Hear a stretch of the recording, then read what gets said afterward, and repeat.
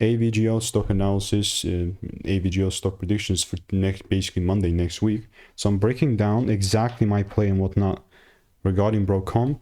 I'm aware that we're in this bigger correction phase, which is totally fine and normal. You know, that is going to happen and there's nothing we can do about it except, you know, just try and capitalize on it. Now, other than that, because I'm the only person in this space with 41,000 videos made and actually documented everything over 5 years, I've seen what's making me money and what's not.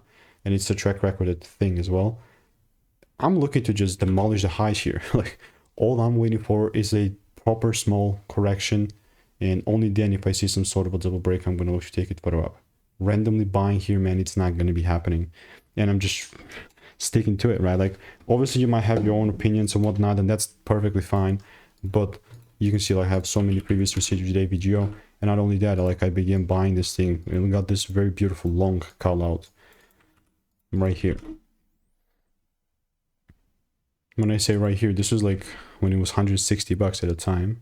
Look to take it to like 260 2 months ago. So very beautiful delivery. I mean, all that to say, if you want to learn how I'm making 5-10K per month trading, click the first link in the description and get my free